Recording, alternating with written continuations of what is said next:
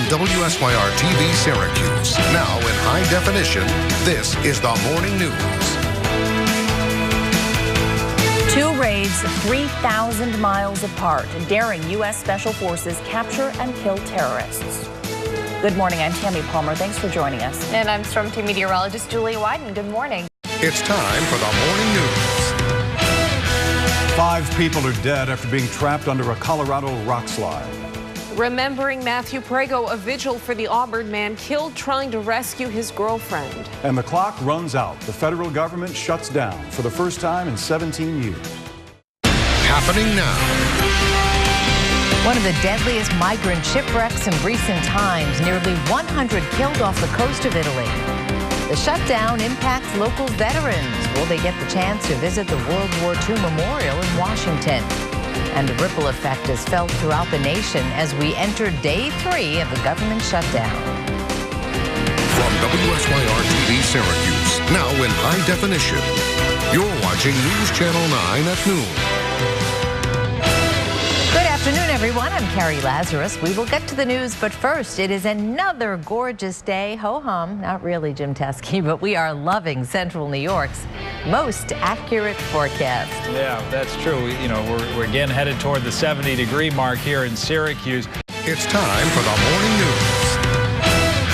News. Looking for a killer, Syracuse police released surveillance video of the gunman in the city's latest homicide.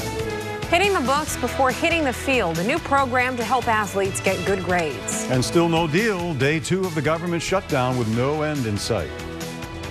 Still ahead on the morning news, a brutal attack ends with a 70-year-old man dead, and at 5:31, the woman who was there with him speaks out. First, though, in sports, the Orange gearing up for the big game against Clemson this Saturday. At 5:25, we'll hear from some of the players about what they're doing ready to get for the big game with the Tigers. Yeah, getting ready for Clemson. 5:21 right now. We're getting ready for weather first after this.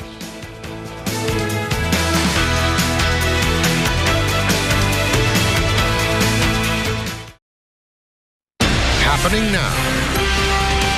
Remembering James Gifford, funeral services today for the 70-year-old who was brutally attacked outside a local convenience store. UConn fires former SU head football coach Paul Pasqualoni. And the countdown continues 12 hours away now from a possible government shutdown. News Channel 9 at noon starts now. From WSYR TV Syracuse, now in high definition, you're watching News Channel 9 at noon.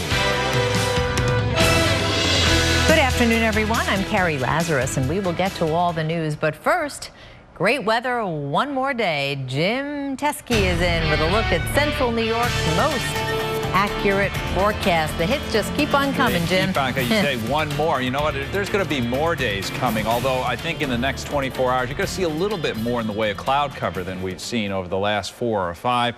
No precipitation, though. There are some showers approaching western New York. We'll be talking about those in about 10 minutes or so. But for this afternoon, we're A-OK. Taking a look at the forecast. Again, a little bit more in the way of cloud cover, especially as we head toward evening.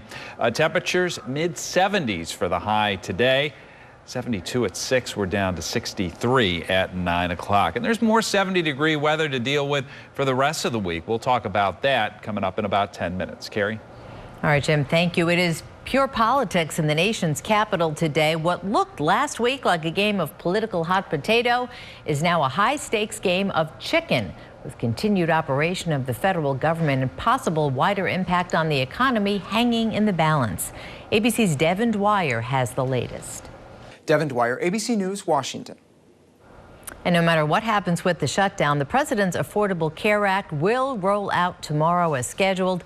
Funding for the new law is not directly linked to the congressional budget process. Starting at midnight, New York's uninsured can start shopping for health insurance by using the state's Marketplace Exchange, which includes a variety of insurance providers. You can find the list at the state's health department website.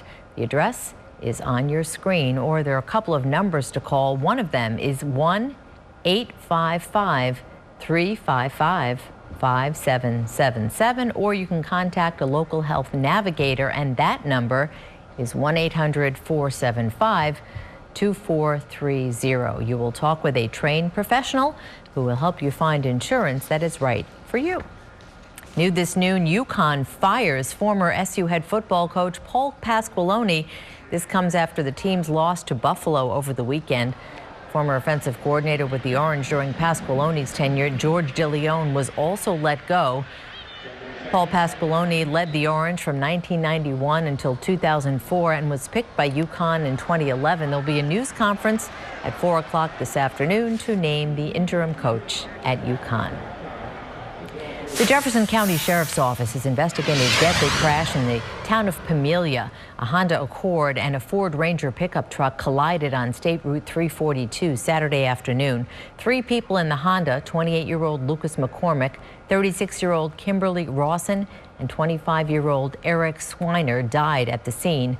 A toddler in the back seat was taken to upstate and is in critical condition.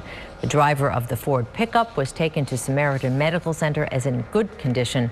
Anyone who saw the crash is asked to call the Jefferson County Sheriff's Office at 788-1441. In Cayuga County, Auburn police are investigating a robbery at the Days Inn. This happened last week at around 12:30 in the morning. A woman came into the hotel last Wednesday and told the clerk to hand over the money or her boyfriend, who was waiting in the car, would come in with a gun. The suspect is described as a white woman wearing a dark hooded sweatshirt with the hood up over her head. She was also wearing sunglasses. Police say she stole $200 from the register. Anyone with information is asked to call Detective Shea at 255-4703. Funeral services will be held today for James Gifford. The 70-year-old Syracuse man died days after being attacked outside a convenience store on Valley Drive in Syracuse. The funeral is at 1 o'clock this afternoon in Elmwood Presbyterian Church on South Avenue in Syracuse. Police say 18-year-old Romeo Williams attacked Gifford at random, causing the injuries that led to his death. Happening today, 2 Central New York men who found themselves on the scene of a horrific crime earlier this year will receive one of the state's highest honors. It was back in March when Lori Bresnahan was murdered and a young girl with her was raped. First on the scene that night were William Craig and John Hark, who happened to be driving down Verplank Road near Great Northern Mall. The 2 men were with Bresnahan in her final moments, assuring her that the little girl would be okay. For their actions, Craig and Hark will be honored today with the New York State Senate Liberty Award. Syracuse police are on the lookout after 2 pizza delivery drivers were robbed at gunpoint over the weekend. The first one was Saturday night on Tioga Street. Police say 3 Hispanic men stole food from the delivery person. Then on Sunday night, another driver was robbed at Shennick Court. No one was hurt there. Police don't know if the robberies are connected, but if you know anything about them, call them at 442-5222. News is just coming in at this hour. At least 48 people have been hurt after 2 commuter trains crashed near Chicago. The wounded were transported to hospitals, and authorities believe they have minor injuries. We'll keep you updated with more information on the air and on 9WSYR.com. Well, we now know when 2 former popes will be officially named as saints by the Catholic Church. Today, Pope Francis announced the canonization of Pope John Paul II, and Pope John the 23rd will be held next spring. The faithful will descend on the Vatican for the event on April 27th of next year. Happening today, Alex Rodriguez fights his 211-game suspension. That was the original penalty handed down from Major League Baseball for using performance-enhancing drugs. But A-Rod is appealing, saying he was unfairly targeted. Today, his lawyers will sit down with league officials and an arbitrator, with testimony likely lasting all week long.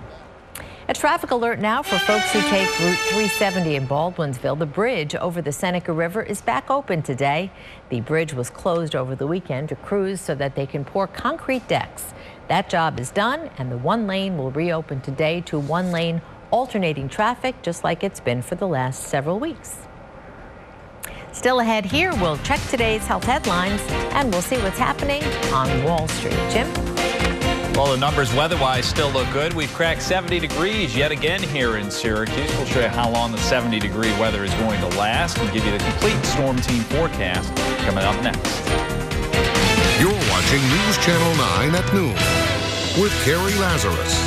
And Storm Team meteorologist Jim Teskey with Central New York's most accurate forecast. News Channel 9, the local station.